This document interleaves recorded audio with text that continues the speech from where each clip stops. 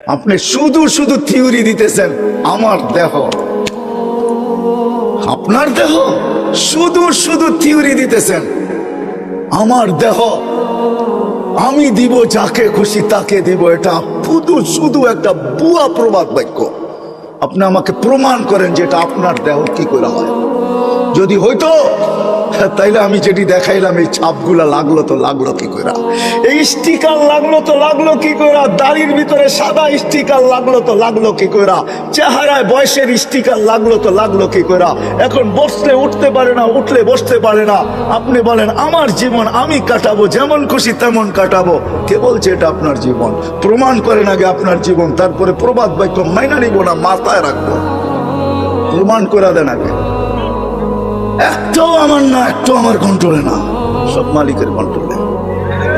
আসেন, প্রস্তুতি নেই, ছোট জীবন কিভাবে প্রস্তুতি নিতে পারে এটার জন্যই মুহাম্মাদুর রাসূলুল্লাহ আল্লাহ কানে ধরে প্রস্তুতি করাইতে পারতেন। এই জন্যই বলছেন উনজুর ইলাস সামাই ওয়া ইরতিফাইহা, আকাশ দেখ, উচ্চতা দেখ। উনজুর ইলাশ শামসি ওয়া শাওয়াইহা, সূর্য দেখার কিরণ দেখ। উনজুর ইলাল বিহারি ওয়া আমওয়াজিহা, সমুদ্র দেখার তরঙ্গমালা দেখ। উনজুর ইলাল জিবালি ওয়া ইস্তিকরারিহা, পাহাড় দেখার দৃঢ়তা দেখ। উনজুর ইলাল আরদি ওয়া ইত্তিসাইহা, জমিন দেখার প্রশস্ততা দেখ। কুল্লু যালিকা ইউকাররিরু আলা জালালি ওয়া জামালি, সব আমার একত্ববাদের সাক্ষী দিতে বাধ্য, আমার অনুগত্য হইতে বাধ্য।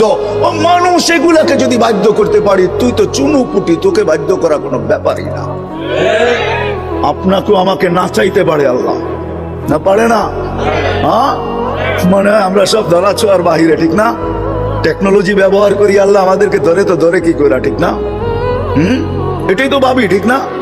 হ্যাঁ, আল্লাহ বলে না না না না না না, তোকে বাধ্য করতে পারতাম, কিন্তু আমি বাধ্য করি নাই, হুকুম দিয়ে তোকে ছেড়া দিই নাই। তোর উপর আমি দয়া করছি, তুই সৃষ্টির সেরা। প্রথমেই আমি বলছি এই জন্য তোর উপর আমি ইহসান করছি, আমি আমার নবীকে আদর্শ বানায় পাঠায় দিছি।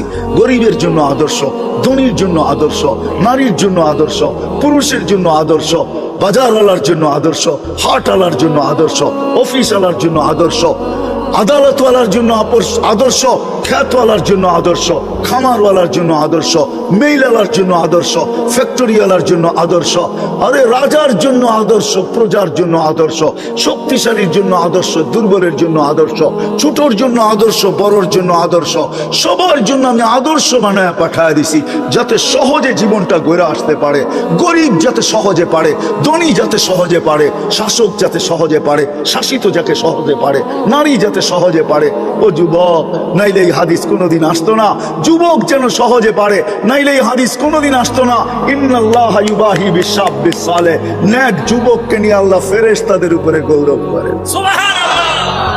নাইলে এই হাদিস কোনোদিন আসতো না।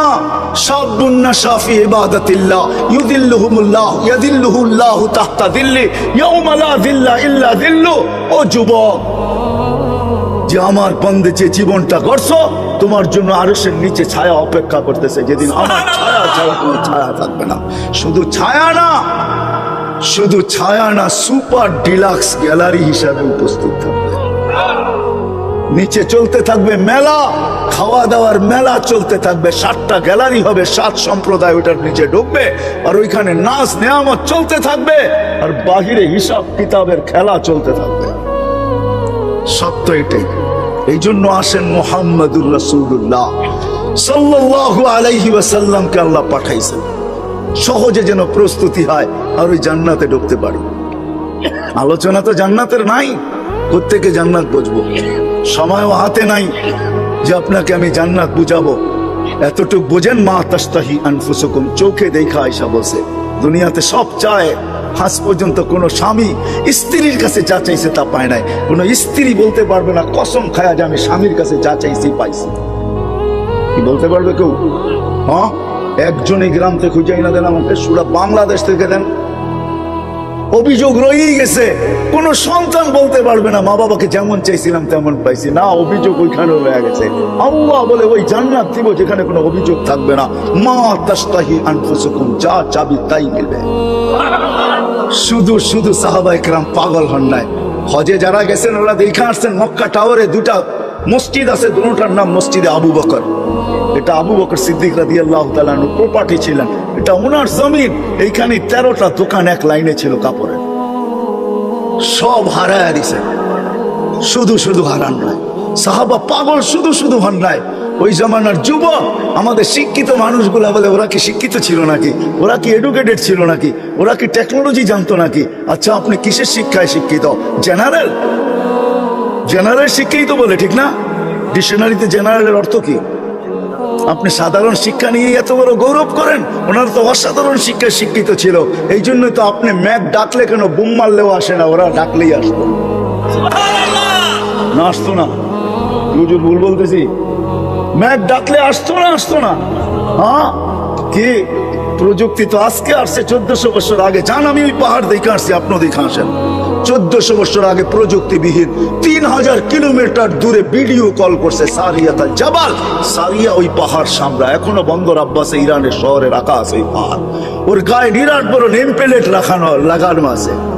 হায় হায়, কত বলবো, দুনিয়া ঘুরতে ঘুরতে সব চোখে দেখা শেষ, আলহামদুলিল্লাহ। এই জন্য ভিতরে গাইথা গেছে। সাহাবায়ে কেরাম অসাধারণ বিদ্যান ছিলেন। পুরুষ তো পুরুষ, নারী পর্যন্ত কোরআন নামায় নিয়ে আসতেন। আপনি হাতে এরকম বলে একটা পাখি নামায় দেখায় দেন, ও তো কোরআন নামায় নিয়ে আসতো। খাওলা বিনতে সালাবা কোরআন নামায় নিয়ে আসছে। উম্মে হারাম সিংহকে কানে ধরে থাপ্পড় মেরা বলছে, আমার উপরে থাবা, জানটা তোর যাবে, চিনিস আমি কে? তো বলছে, মাফ করে দিলে হয় না, ওই জায়গা আমার এই 2 চোখ দেখা আসছে। কিতাব পরে রাখেন, আমি তো 2 চোখে ওই জায়গা দেখা আসছি, যেখানে এখনো চিহ্ন রাখা আছে। সিংহ আরবি ভাষায় বলছে, আরবি ভাষায় মাফ করে দেন। বলছে, এত তাড়াতাড়ি না, আমি সাথীদেরকে হারায় ফেলছি। সমুদ্রে কে কোথায় চলে গেছে জানি না, নৌকা ডুবে গেছে, জঙ্গলে লোকালয় কোথায় চিনি না, আমাকে লোকালয় পৌঁছা, ভাববো তোকে মাফ করা যায় কিনা। পিঠে বসায়া লোকালয়ে পৌঁছাইছেন, তারপরে মাফ করা দিয়েছেন। আপনি শিক্ষিত আর এডুকেটেড, উন্নত। ও মেরে দোস্ত, সত্য এইটাই, মেনে নেন আমাদেরটা। মুহাম্মদুর রাসূলুল্লাহ সাল্লাল্লাহু আলাইহি ওয়াসাল্লাম প্রত্যেক শ্রেণীর মানুষকে প্রস্তুতি করানোর জন্য আসছেন। এই জন্য আসেন, শিখি।